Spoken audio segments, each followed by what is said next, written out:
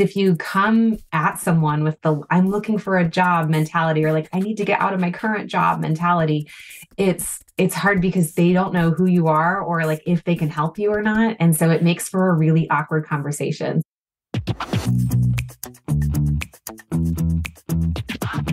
This is the Happen to Your Career podcast with Scott Anthony Barlow. We help you stop doing work that doesn't fit you, figure out what does, and make it happen.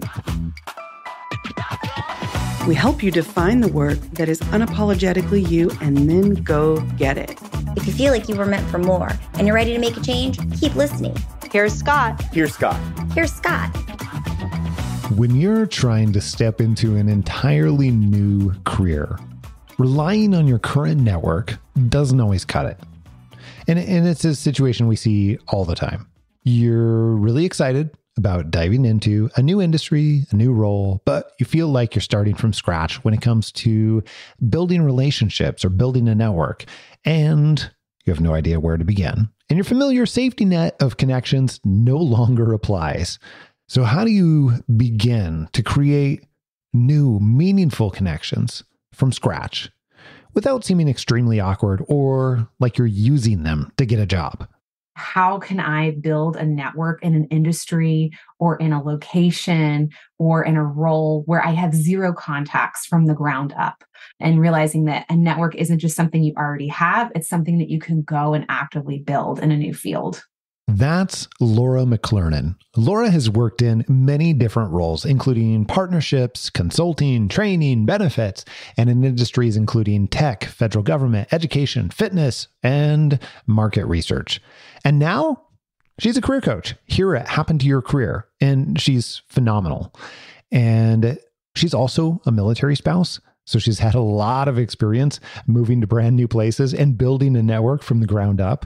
And as you can guess, all this experience combines to make her quite a formidable career coach and an expert on networking in unknown places and industries. I want you to listen as Laura walks through her career and explains how she used what we like to call test driving conversations to build relationships and pivot into new roles and industries again and again. And now she gets to use all of this wonderful experience to help our clients do the same thing when they're looking to move into much more meaningful work. Here's our conversation. And she starts out sharing just a little bit about how she took a pretty winding path into career coaching. I think you're going to love it.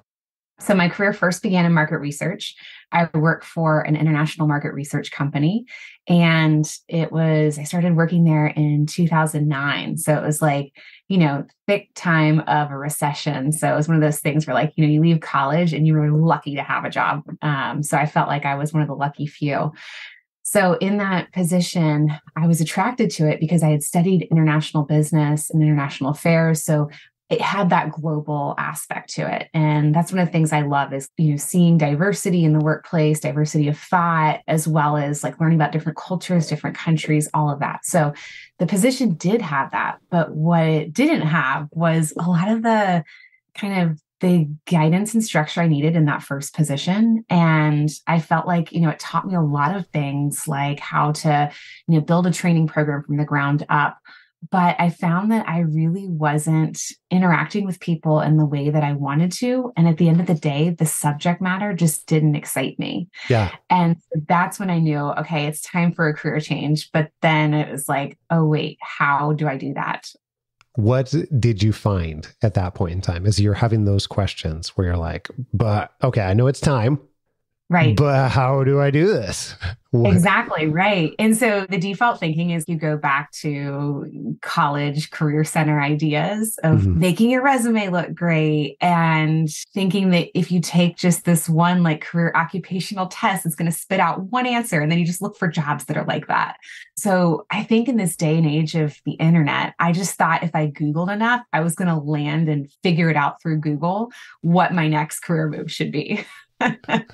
And it wasn't until I stumbled many times over in that year-long process that I figured out it's not about finding one answer or even a couple good answers. It's about experiencing and being able to really get a feel for something before you commit to it, and to see what something resonates with you, and something that you could love doing just by being able to immerse yourself in that. So at that point in time, how did you start to do some of that within your career? What did that look like? What went well? What maybe didn't go as well? Yeah, exactly. So one of my biggest challenges that I've had throughout my career is just that a lot of times I would have very boxed in thinking.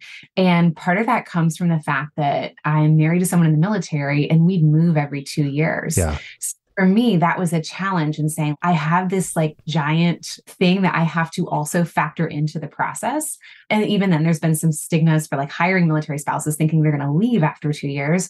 So I kind of started pointing my career and looking at remote work options and seeing, okay, what could I really do in that space? And this is around like 2013, 14. So remote jobs were definitely sparse at that time. So I really had to think, okay, how can I find something that I love to do that's going to fit in this remote capacity, and that's also going to check these other boxes that I'm looking to in my career? And so that's when I really started researching things like job search tactics, networking tactics. And that's also when I learned that I might not have a great network right now, and I might be brand new to a place, but how can I build a network in an industry or in a location or in a role where I have zero contacts from the ground up? And realizing that a network isn't just something you already have, it's something that you can go and actively build in a new field. Let's talk about that for just a moment, because you and I both agree and have had those experiences where that is very true. That being, a network isn't just something you have, but you can grow, you can build those relationships, you can cultivate them. There's lots of ways, not just one way, but many, many ways to do that. And what I'm curious about is what's a particular time or situation where you found that to be true? How did you go about beginning to grow your network? Yeah.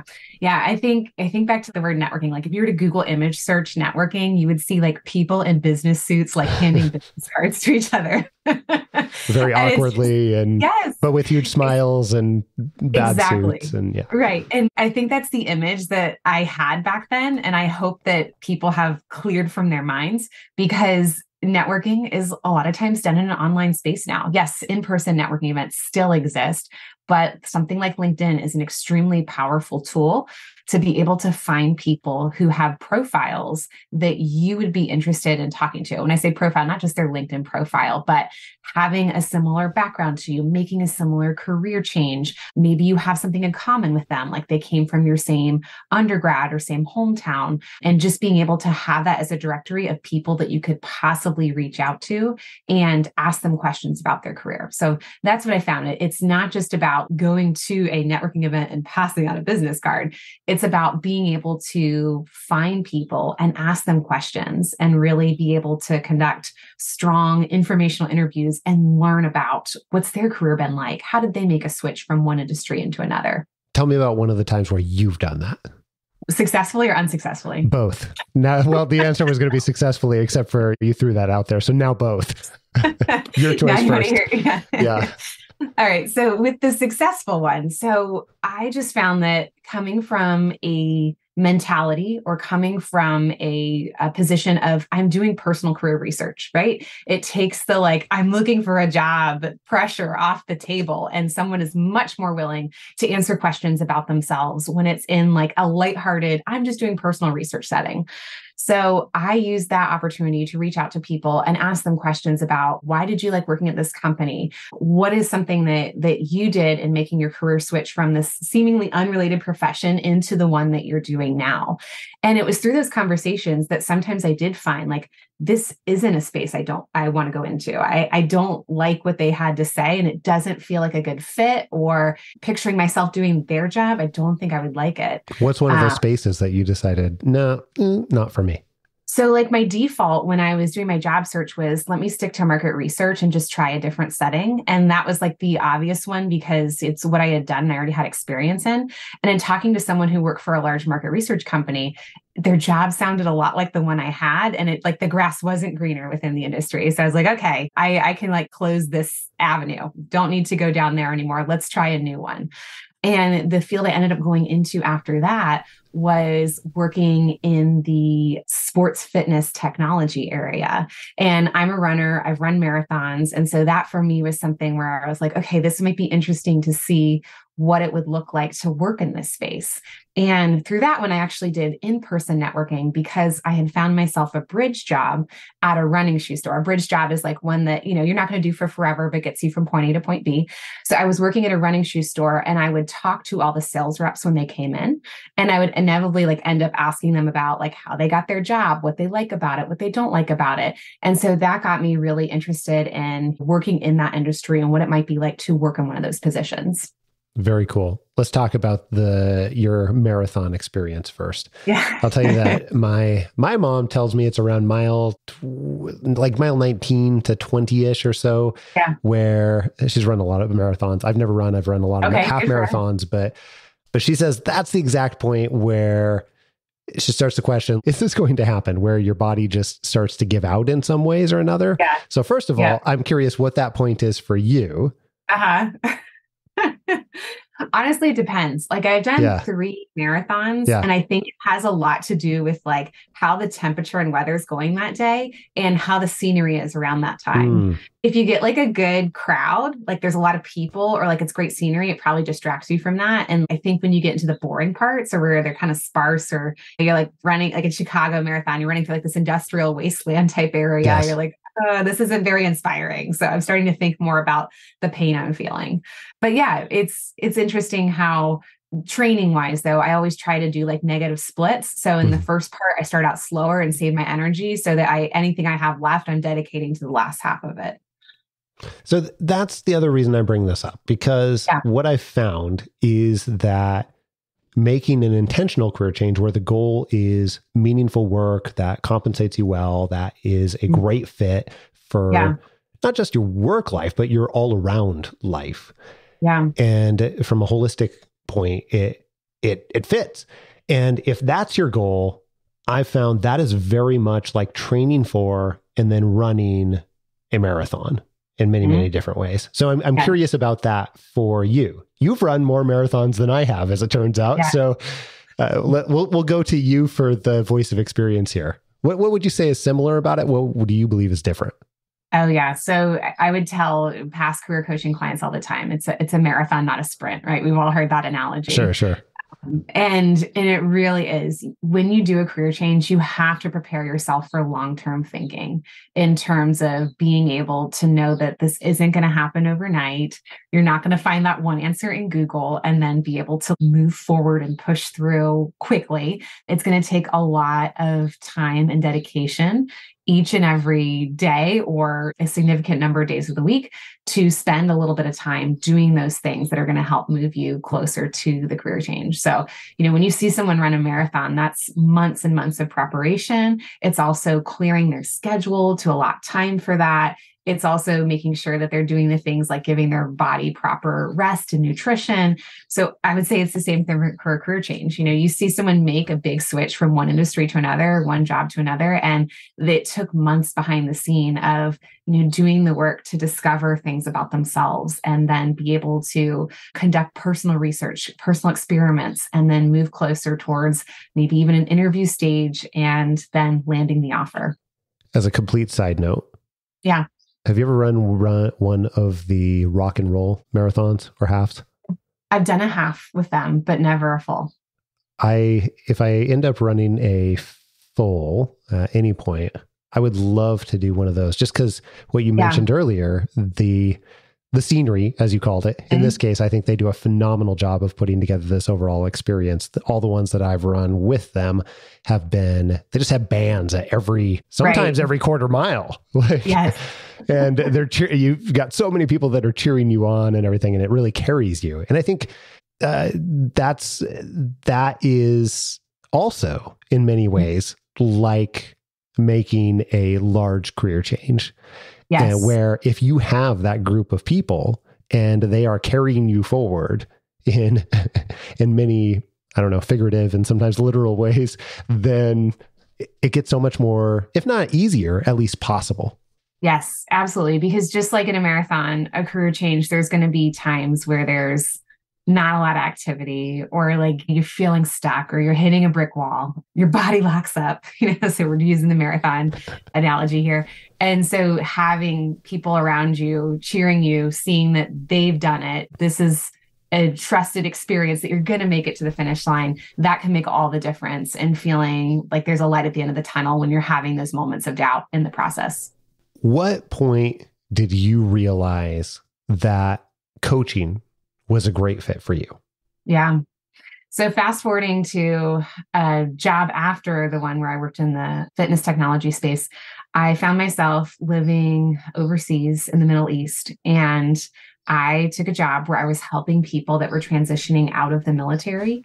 And my job was to help educate them, get them set up for success with their VA benefits. So like the things that are entitled to them once they leave the military. And one of the benefits that I talked about the most was the education benefits, their GI Bill. It's a great education benefit. And so inevitably, we would have these conversations about their next education, which would lead us to end up talking about career. That wasn't necessarily part of the job, but that became part of it, because how can you not talk about your future education without talking about your career? Yeah. So it was a moment where I was talking to someone about their education and career after the military.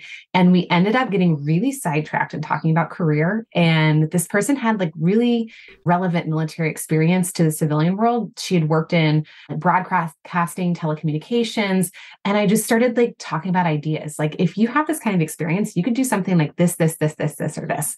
And it was like this lightning bolt moment that hit me that was like, oh my gosh, I'm having so much fun with this conversation. Like, this is really cool. And just to see how what I was telling her wasn't obvious, like it was also a light bulb moment for me that, hey, this is hard for people. This natural ability that I have and this skill that I personally have had to build as a career changer, this could be helpful to other people. And that's kind of when it clicked for me that this is something I was interested in pursuing full on as a career coach. How did you from there begin pursuing it full on, as you said? Yes. What were some of the next steps you took? So I knew in the back of my mind, it was something I wanted to pursue. And when I left that job, I was kind of like, okay, this is my opportunity. And another thing that was interesting about that job was I had worked remote for the entirety of my career, and this job was in person. And I had this like thing stuck in my mind that I have to work in person now because I loved doing that in that job. And so then I kind of got in this rut where I was like, oh, but if I have to work in person and I want to do career coaching, that's really going to limit my opportunities. Like, I need to be okay with this remote thing. And I think that that's something that I've talked to my clients about in the past too, is that a lot of times we get one idea about our career and we get stuck on it. And like, we have these different musts in our mind. And really, when you dig deeper, it's something else. And what I was really craving in my career was one-on-one conversations, not necessarily being remote or in person. So I thought to myself, okay, I want to do career coaching in the one-on-one setting.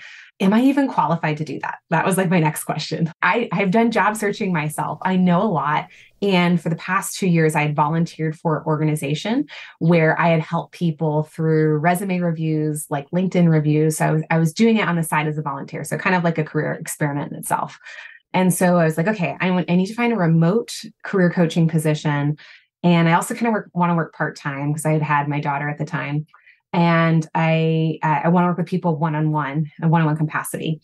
So I did use Google searching, but only in light ways. Yes. To be like, where can I do career coaching in this capacity? And am I qualified? And what I ended up finding was actually not through Google searching, through LinkedIn job posts. Okay. And this is something I tell people.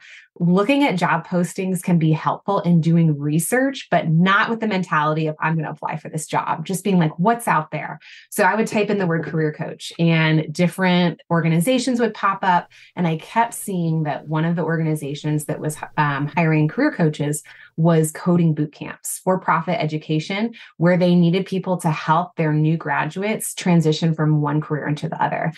So I was like, okay, this is an interesting space. Let me explore it more. And so that's when I did my deep dive and I came up with a list of who are the 20 players in this space. And then I went further and be like, okay, who hires remote? Who's like remote first versus who's in person? Obviously, if they're in person in New York City, I can't work there. So I then made my list even smaller. And then I started doing the networking aspect of asking people, like, do I need to have a certification to work at your company? What kind of profile do you look for in hiring career coaches? Do your career coaches work part-time? What kind of hours do they do? And I ended up finding the company that I work for. And I did an informational interview with someone that worked there. And they said, look, we're not hiring right now, but I'd love to just chat about what we do. And so I did.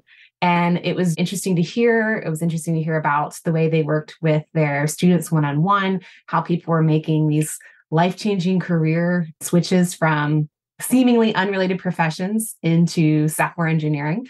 And, I thought, wow, this would be a space I would love to get into. And I was lucky enough that 2 weeks after that call, they sent me an email and said, we have created a position. Would you be interested in applying? And of course I said yes. And it went from there. So let's talk about a couple of pieces of that that worked.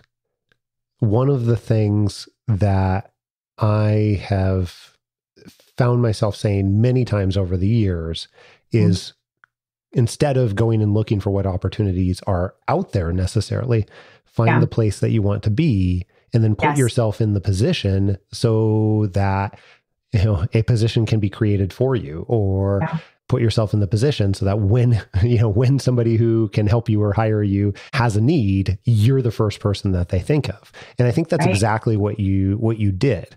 You went and initially limited down to these 20 organizations could be a good fit. And then you started going through and investigating. And after you were investigating, you found out information and some of them didn't work. Now, in some cases, people might look at that as a failure. Oh my goodness, I have to cross this off the list. This didn't work. Oh my goodness. That's good. Yeah, it's actually great. Yeah. It's fantastic because it allows you to hyper-focus, which you did. Right. And then from there, it allowed you to be able to say, okay, how do I focus on these relative few and find out what would make me an amazing candidate? And do I even want to work in these places? And then it sounds like at some point you scheduled conversations with people to go in, and one of those turned into exactly that spot where they created a role and said, "Hey, we really think that you could be it." Is that right? Yes. And I will say in that process of doing research, starting with that list of 20, it's great when you can cross them off because you can't go work for 20 companies, right? Like you need to be pointed and intentional. There's going to only be one. So in that, the first thing I did to get that list down was I was like, who doesn't hire remote? Okay, now we're down to about 10. And then I kind of, wanted to know more about what they did, their quality of work. And so I went on a website that gave reviews of these schools. And so I was reading what students had to say. And you could see that some students had great things to say about their career team and also the coursework. And so that was something that I said, okay, this is really good to know. This is good information. So when I was in the interview stage, it was just a very easy thing to do to look back at my notes and pull up the fact that, hey, I've read about you all on this website where students gave reviews, and I love seeing what your students say. And I don't think many candidates do that type of thing. Like they don't do that level of research, but I didn't for the interview. I had already done it when I was looking at the companies and figuring out. Yeah. Okay. So we just went through that in approximately 3.5 minutes, that whole process, if you will. Yes. Also, you and I both know that even though it makes for a really nice linear 3.5 minutes, it's not always that easy compared to what it sounds like. So my question to you is, what do you feel like some of the biggest problems or challenges that you've experienced in working with clients? What pops up along the way and what can we do about those? Yeah. So I think that one of the biggest mental switches that I really drive clients to change early on in the process is looking for a job, change that to personal career research, right? Because if you come at someone with the I'm looking for a job mentality, or like I need to get out of my current job mentality, it's hard because they don't know who you are or like if they can help you or not. And so it makes for a really awkward conversation. So something we touched on earlier with the like bad informational interviews or bad outreach, I think I kind of started with that mentality. And so coming at it with doing the personal career research mentality, it's great because you're like, the person can help you. They already know that they can help you by sharing their story and sharing their experience. So that makes it easy for you to learn and for them to share what they need to tell you. And I've just found that even if you learn something that you don't want to do, that is very valuable research to you too, because it's helping you point in the direction. Or they could give you a tip of like, hey, if you're really not interested in this particular space, I would suggest this one, or look over at this company. And you never know where some of those conversations can lead you or help point you in the right direction towards your next helpful conversation.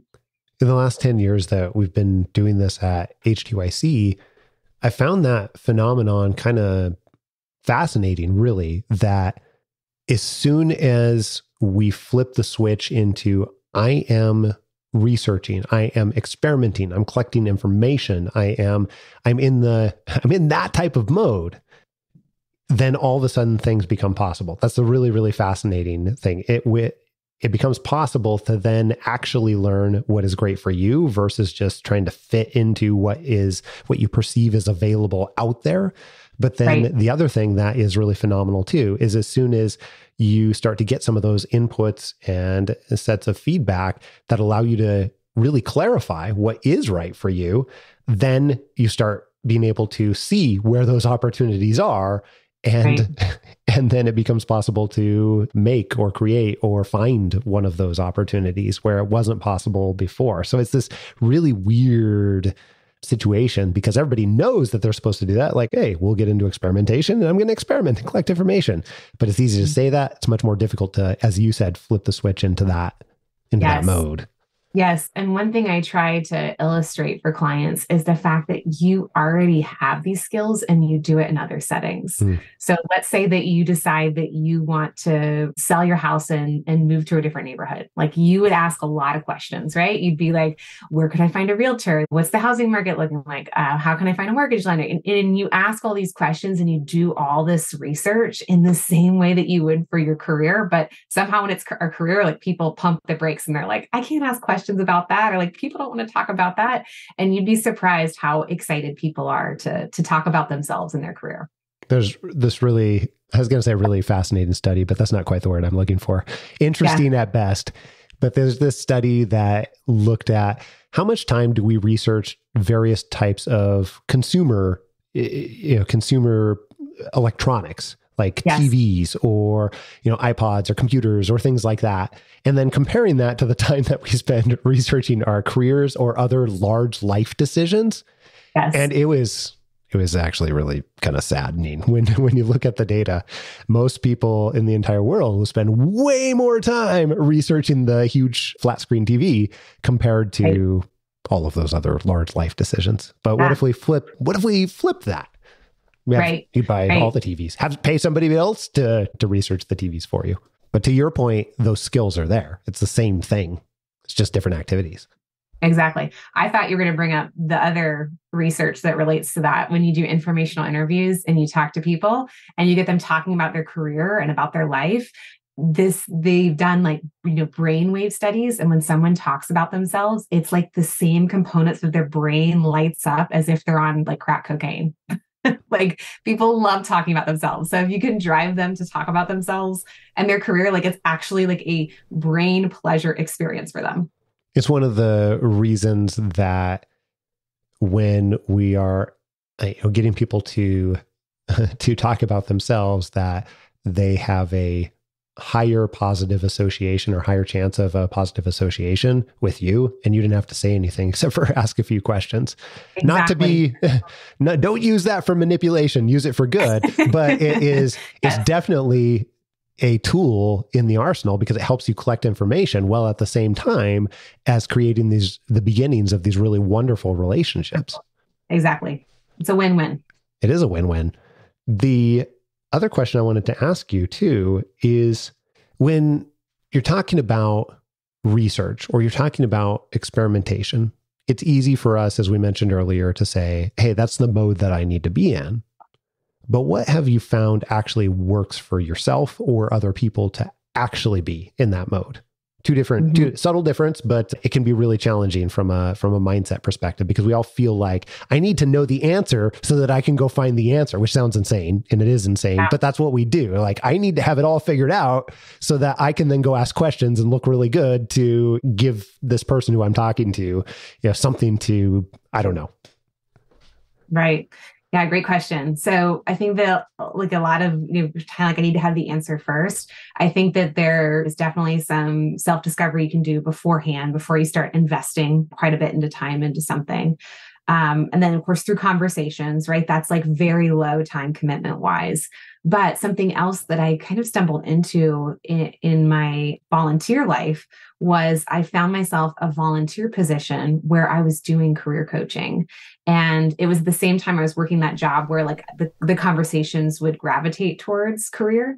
And it was through that volunteering where I was, volunteering maybe 5-7 hours a week that I was like, okay, I'm actually like gaining experience in this, and I do like this. And it was one of those volunteer commitments where if I found that I wasn't enjoying this, or this wasn't something that spoke to me, I'm sure I could say, hey, I volunteered my time. Thank you very much. But I kept volunteering with that organization because I enjoyed it. And in my work life, I was doing my job, and conversations would kind of go into career, and I would talk about it. And so within my 8 to 4 job, I was also having those kinds of conversations and immersing myself in that. So I found a way to kind of do it a little bit at work and then outside of work. And in my career coaching for software engineers, I would always encourage my students, whenever they graduated from the program, to seek out volunteer coding opportunities. And some people would say, like, I just spent a lot of money on the school, it's hard for me to think about working for free. And I tell them, look, all you have to do is commit for, tell the volunteer organization, I can commit 7 hours a week for the next 2 months. And they're like, great, free coding, free software engineer, sounds good. And you get something on your resume. And then on top of that, you get to immerse yourself in the field and see what it's really like to work day in, day out. So, those all take a little bit more time. But if there is a way that you can find some of those volunteer opportunities, that can be a really great way to immerse yourself and give yourself a timeline of a start and an end that you're going to do that. So it's not like this is ongoing for forever. Those projects, well, honestly, I think that's one of the best things about projects. It is a indefinite commitment. It's a potentially a lower period of time that you're committing to. It's not forever. I think that's my favorite thing about projects. Yes. And that's what I think a lot of people have a hard time deciding to do it, is like, how can I make room for this? Like for infinity. It's like, you don't, just 2 months. Yeah. Sometimes not even that. Yes. Well, let me ask you another question too. If you were to go back to where, put yourself in the spot where before you knew all the things that you know now, yeah, maybe even back to that first career change that we were talking about at the beginning of our conversation, where you're like, okay, I'm pretty sure I need to make a career change here. Not really sure how, but put yourself in that mindset for just a minute. What would you advise people to do that find themselves in that place where they know that they need to make a change? They're unsure where to start. What advice, encouragement, what would you guide them to do at that point? Yeah, absolutely. So I think the first part would be just giving them the self-assurance that like, this is very common and you're not an outsider, or you haven't failed. Like, this is something that a lot of people go through. So normalizing it, number one. Number two would be just letting them know that self-discovery is very important. And this is the time where you can take a step back and say, look, I've got to think beyond the skills that I'm doing in this job and think about who I am as a person and what are the unique talents and abilities that I have regardless of what job I'm in. And then the next thing I would tell them is just have conversations, have these networking connections where you can build relationships with people who are working in things that you think you might want to do or that you are interested in, but really just don't even know how to get there. And through that personal research and asking those questions, you're going to start to get a couple ideas of what to do next.